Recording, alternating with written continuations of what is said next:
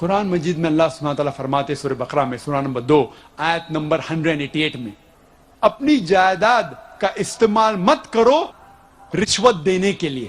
رشوت اسلام میں حرام ہے اور اس کا ذکر منوسمرتی پارٹ نمبر 9 شلوک نمبر 258 to 262 میں بھی ہے.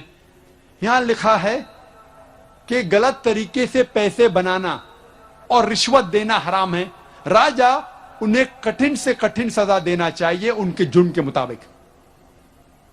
جب ہم قرآن مجید پڑھتے اللہ سبحانہ و تعالی کم سے کم 4 آیتوں میں فرماتے ہیں. سورہ بقرہ سورہ نمبر 2 آیت نمبر 173, سورہ مائدہ سورہ نمبر 5 آیت نمبر 3, سورہ انعام سورہ نمبر 6 آیت نمبر 145 اور سورہ نحل میں سورہ نمبر 16 آیت نمبر 115 میں حرمت علیکم المیتۃ والدم ولحم الخنزیر وما اہل لغیر اللہ بھی. آپ کے لیے حرام ہے مرا ہوا جانور, خون, خنزیر کا گوشت, سور کا گوشت اور غیر اللہ کے نام کا کھانا. جس کھانے پہ اللہ کے علاوہ کسی اور کا نام لیا گیا ہے خدا کے علاوہ وہ آپ کے لیے حرام ہے. جب ہم پڑھتے ہیں ہندو دھرم کی کتابیں اس میں بھی لکھا ہے منوسمرتی میں پارٹ نمبر 5 شلوکا نمبر 19 میں اس میں لکھا ہے کہ برہمن سور کا گوشت نہیں کھانا چاہیے, خنزیر نہیں کھانا چاہیے, اس کے لیے حرام ہے. وشنو سوترا میں لکھا ہے پارٹ نمبر 5 شلوک نمبر 49 میں اگر کوئی خنزیر کا گوشت بیچتا ہے, سور کا گوشت بیچتا ہے, اس کا ہاتھ یا الٹے پیر کاٹنا چاہیے. قرآن میں بھی لکھا ہے کہ سور کا گوشت کھانا حرام ہے, لیکن کہیں بھی نہیں لکھا ہے کہ اگر کوئی سور کا گوشت بیچتا ہے تو اس کے ہاتھ اور پیر کاٹنا چاہیے. ہندو دھرم کی کتاب میں لکھا ہے وشنو سوترا میں پارٹ نمبر 5 شلوک نمبر 49 میں اگر کوئی سور کا گوشت خنزیر بیچتا ہے اس کا ہاتھ یا پیر کاٹنا چاہیے. اسلام میں مرد اور عورت کے لیے حجاب کے بارے میں لکھا ہے. اسلام میں مرد اور عورت کو حجاب کرنا چاہیے. اس کا ذکر ہے سورہ نور میں سورہ نمبر 24 آیت نمبر 30 اور 31 میں, اور کئی جگہ صحیح حدیث میں اس کا ذکر ہے, اور قرآن مجید میں سورہ احزاب سورہ نمبر 33 آیت نمبر 59 میں ہے. مختصراً سے اس کے 6 نقطے ہیں حجاب کے. نمبر 1 وہ ہے سطر, ایکسٹینڈ. آدمی کا سطر ہے ناف سے لے کے گھٹنے تک, یہ حصہ ہمیشہ ڈھکا ہوا رہنا چاہیے. عورتوں کے لیے سارا جسم, صرف چہرہ اور ہاتھ دکھا سکتی ہے, اس کے علاوہ سارا جسم ڈھکا ہوا ہونا چاہیے. یہ ہے سطر عورتوں کے لیے. باقی 5 نقطے مرد اور عورت کے لیے سیم ہے, یکساں ہے. دوسرا پوائنٹ, دوسرا نقطہ, کپڑے جو پہنے جاتے ہیں وہ پتلے نہیں ہونا چاہیے, ٹرانسپیرنٹ نہیں ہونا چاہیے تاکہ لوگ کپڑے کے تھرو دیکھ سکیں. تیسرا, کپڑے چست نہیں ہونا چاہیے تاکہ جسم کا ڈھانچہ دکھے. پہلے کے علاوہ باقی 5 نقطے آدمی اور عورت کے لیے یکساں ہے. چوتھا نقطہ کہ کپڑے اتنے بھڑکیلے نہیں ہونا چاہیے کہ دوسرے جنس کو متاثر کر سکے. It should not be so glamorous so that it attracts the opposite sex. 5واں نقطہ, دوسرے مذاہب کے نشانی والے کپڑے نہیں پہننا چاہیے. اور 6واں نقطہ, دوسرے جنس کے کپڑے نہیں پہننا چاہیے. آدمی عورت کے کپڑے نہیں پہننا چاہیے, عورت مرد کے کپڑے نہیں پہننا چاہیے. جب ہم ہندو دھرم کی کتابوں کا مطالعہ کرتے ہیں آپ کو حجاب کے بارے میں جس طریقے سے اسلام میں لکھا ہے الحمدللہ ہندو دھرم کی کتابوں میں بھی ویسا لکھا ہے. رگ وید کتاب نمبر 8 پاٹھ نمبر 33 منترا نمبر 19 میں لکھا ہے, اے عورت, برہما نے تجھے عورت بنایا ہے اسی لیے نظر کو نیچی کرو اور جو آپ کے کپڑے جسم کو چھپا رہا ہے وہ جسم کا حصہ مت دکھاؤ.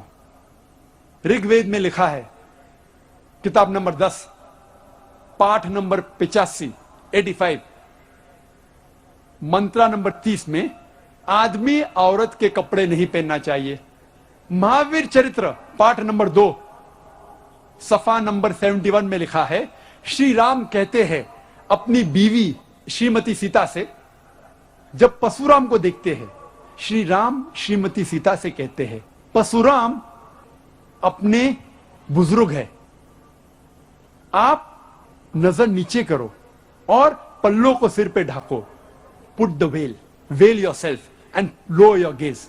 जब हम पुरानी किताब पढ़ते हैं, कॉइन एज के बारे में, सिक्के के बारे में, कॉइन के बारे में ऑफ गुप्ता एज, इसमें कई फोटो है जिस पे दिखाया गया है कि पुराने जमाने में सिक्कों पे औरतों के फोटो होते थे और कई हिंदुस्तानी औरत, इस भारत देश के औरतें अपना सिर पल्लों से ढकते थे और ये वेल और ये पल्लो कई बार कोनी तक आता था।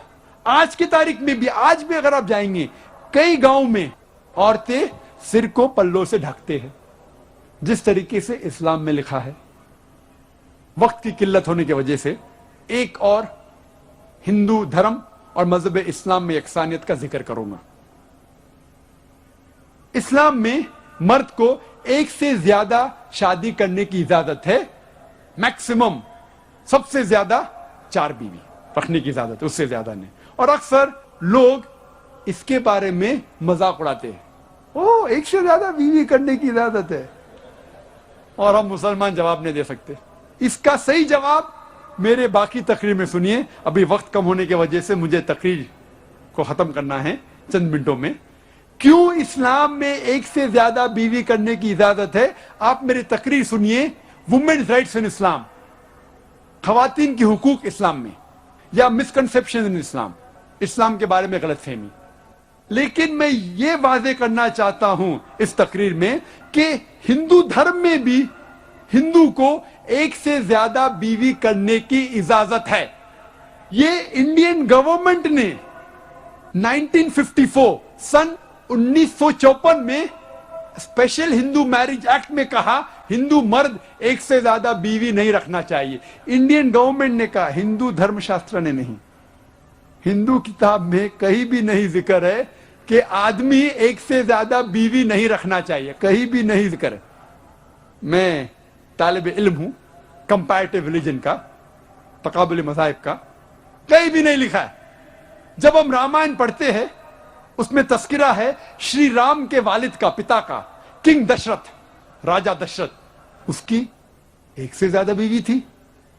जब हम महाभारत पढ़ते हैं श्री कृष्ण का जिक्र है, श्री कृष्ण के कितने बीवियां थी? 4, 10, 100, 16,108। जब श्री कृष्णा के 16,108 बीवियां हो सकते तो मुसलमान के 4 क्यों नहीं हो सकते? और विष्णु सूत्रा में लिखा है, पाठ नंबर 24 में, मंत्रा नंबर 1 में, श्लोक नंबर 1 में, कि ब्राह्मण 4 बीवियां रख सकता है। क्यों इस्लाम में इजाजत है? आप मेरे बाकी तकरीरें सुनिए। मैं तकरीर के अंत में कुछ नुक्ते वाजे करना चाहता हूं तकरीर खत्म करने के पहले, बहुत अहम है, वरना तकरीर it will not be complete, मुकम्मल नहीं होगी। इस देश को, हमारा मुल्क भारत, इस भारत को अंग्रेजों ने इस भारत पे हुकूमत किया 60 साल पहले, और कई सालों तक अंग्रेजों ने इस भारत पे हुकूमत किया। आए थे तिजारत करने के लिए, लेकिन उनकी एक पॉलिसी थी डिवाइड एंड रूल, बंटवारा करो और हुकूमत करो। इसके जरिए हमारे देश भारत पे हुकूमत किया, बर्बाद कर दिया हमारे देश को, लूट लिया हमारे देश को। ये अंग्रेजों ने आए थे तिजारत करने के लिए, लेकिन लूट लिया हमारे देश को, और हमारे तहजीब, हमारे भारत देश की तहजीब को खराब किया। इसीलिए 19वीं सदी में, 19वीं सदी के शुरू में कई हिंदू रिफॉर्मर्स आए, मतलब हिंदू علم رکھنے والے لوگ جو ہندو دھرم میں جب ملاوٹ ہونے لگی ہمارے تہذیب میں اس کو صحیح کرنے کے لیے آئے، اسے کہتے ہیں انگریزی میں ہندو ریفارمر۔ اسلام میں مرد کو ایک سے زیادہ شادی کرنے کی اجازت ہے، میکسیمم سب سے زیادہ 4 بیوی رکھنے کی اجازت ہے، اس سے زیادہ نہیں۔ اور اکثر لوگ اس کے بارے میں مذاق اڑاتے ہیں، او ایک سے زیادہ بیوی کرنے کی اجازت ہے، اور ہم مسلمان جواب نہیں دے سکتے۔ اس کا صحیح جواب میرے باقی تقریر میں سنیے، ابھی وقت کم ہونے کی وجہ سے مجھے تقریر کو ختم کرنا ہے چند منٹوں میں۔ کیوں اسلام میں ایک سے زیادہ بیوی کرنے کی اجازت ہے؟ آپ میری تقریر سنیے، وومنز رائٹس ان اسلام، خواتین کی حقوق اسلام میں، یا مسکنسیپشن ان اسلام، اسلام کے بارے میں غلط فہمی۔ لیکن میں یہ واضح کرنا چاہتا ہوں اس تقریر میں کہ ہندو دھرم میں بھی ہندو کو ایک سے زیادہ بیوی کرنے کی اجازت ہے۔ یہ انڈین گورنمنٹ نے 1954 سن 1954 میں اسپیشل ہندو میرج ایکٹ میں کہا ہندو مرد ایک سے زیادہ بیوی نہیں رکھنا چاہیے۔ انڈین گورنمنٹ نے کہا، ہندو دھرم شاستر نے نہیں۔ ہندو کتاب میں کہیں بھی نہیں ذکر ہے کہ آدمی ایک سے زیادہ بیوی نہیں رکھنا چاہیے، کہیں بھی نہیں ذکر ہے۔ میں طالب علم ہوں کمپیریٹیو ریلیجن کا، تقابل مذاہب کا، کہیں بھی نہیں لکھا ہے۔ جب ہم رامائن پڑھتے ہیں اس میں تذکرہ ہے شری رام کے والد کا، پتا کا، کنگ دشرتھ، راجا دشرتھ، اس کی ایک سے زیادہ بیوی تھی۔ جب ہم مہابھارت پڑھتے ہیں شری کرشن کا ذکر ہے، شری کرشن کے کتنے بیویاں تھی؟ 4، 10، 100، 16,108۔ جب شری کرشنا کے 16,108 بیویاں ہو سکتے تو مسلمان کے 4 کیوں نہیں ہو سکتے؟ اور وشنو سوترا میں لکھا ہے پاٹ نمبر 24 میں، منترا نمبر 1 میں، شلوک نمبر 1 میں کہ برہمن 4 بیویاں رکھ سکتا ہے۔ کیوں اسلام میں اجازت ہے؟ آپ میرے باقی تقریریں سنیے۔ میں تقریر کے انت میں کچھ نقطے واضح کرنا چاہتا ہوں تقریر ختم کرنے کے پہلے، بہت اہم ہے، ورنہ تقریر it will not be complete, مکمل نہیں ہوگی۔ اس دیش کو، ہمارا ملک بھارت، اس بھارت کو انگریزوں نے اس بھارت پہ حکومت کیا 60 سال پہلے، اور کئی سالوں تک انگریزوں نے اس بھارت پہ حکومت کیا۔ آئے تھے تجارت کرنے کے لیے، لیکن ان کی ایک پالیسی تھی ڈیوائڈ اینڈ رول، بٹوارا کرو اور حکومت کرو۔ اس کے ذریعے ہمارے دیش بھارت پہ حکومت کیا، برباد کر دیا ہمارے دیش کو، لوٹ لیا ہمارے دیش کو۔ یہ انگریزوں نے آئے تھے تجارت کرنے کے لیے، لیکن لوٹ لیا ہمارے دیش کو، اور ہمارے تہذیب، ہمارے بھارت دیش کی تہذیب کو خراب کیا۔ اسی لیے 19ویں صدی میں، 19ویں صدی کے شروع میں کئی ہندو ریفارمرز آئے، مطلب ہندو علم رکھنے والے لوگ جو ہندو دھرم میں جب ملاوٹ ہونے لگی ہمارے تہذیب میں اس کو صحیح کرنے کے لیے آئے، اسے کہتے ہیں انگریزی میں ہندو ریفارمرز۔ اور سب سے اول اور بہترین ریفارمر میں سے اس کا نام ہے راجا رام موہن رائے۔ راجا رام موہن رائے کی پیدائش ہے 1772 کی، اور راجا رام موہن رائے نے مہارت پائی انگریزی زبان میں، پرشین میں اور عربی زبان میں، اور وہ سخت خلاف تھے ستی کے۔ عورت، بیوی اپنے آپ کو اپنے شوہر کے پیر پہ جب اسے جلایا جاتا ہے، جب اندر جاتی ہے جل جاتی ہے زندہ، اسے کہتے ہیں ستی، اس کے خلاف تھا۔ راجا رام موہن رائے نے کوشش کی اپنشد کو پھیلانے کی۔ انہوں نے کہا کہ اپنشد کے ٹیچنگز ہے، جو سکھایا گیا اپنشد میں، اس کے مطابق ہمیں زندگی جینا چاہیے۔ اور وہ سخت خلاف تھے بت پرستی کے۔ انہوں نے ایک کتاب لکھی سن 1803 میں، तोहफाहुल मुहाजिदीन, एक किताब लिखी पर्शियन में, तोहफाहुल मुहाजिदीन। इसमें लिखा कि भगवान खुदा एक ही है, बुत परस्ती गलत है। वो पॉलिथियज्म, अनेक खुदा के खिलाफ थे, खुदा सिर्फ एक था। उन्होंने कहा, और इस किताब में लिखा कि बुत परस्ती हराम है, अवतार गलत है, भगवान इस जमीन पे रूप लेके नहीं आता है, इंसान का रूप धारण करके नहीं आता है। और राजा राम मोहन रॉय ने लिखा कि जात पात, कास्ट सिस्टम गलत है, ऊंच नीच जात पात गलत है। और उन्होंने कायम किया एक इदारा जिसका नाम था ब्राह्मो समाज। और ब्राह्मो समाज के ट्रस्ट डीड में राजा राम मोहन रॉय लिखते हैं कि इस ट्रस्ट के बिल्डिंग में कोई भी बुत, कोई भी स्टैच्यू, कोई भी स्कल्पचर, कोई भी कार्विंग, कोई भी फोटो, कोई भी पेंटिंग और इसके जैसी चीज इस बिल्डिंग में नहीं आएंगे। वो इतना खिलाफ थे बुत परस्ती के। और ब्राह्मो समाज और फैलने लगा और इसके कई शाखे, many offshoots came of Brahmo समाज। लेकिन जितने भी शाखे बने ब्राह्मो समाज के, उनके चंद नुक्ते यकसा थे।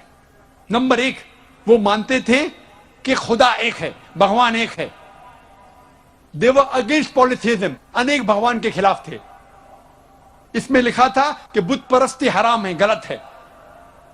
इसमें लिखा था कि अवतार जैसी चीज, भगवान इंसान का रूप धारण करके धरती पे नहीं आते। कास्ट सिस्टम, जात पात के खिलाफ थे। Cycle of birth and rebirth optional था, आपको मानने का है तो मानो, नहीं मानने का है तो नहीं मानो, पुनर्जन्म में। वाखिर दावाना अल्हम्दुलिल्लाहि रब्बिल आलमीन।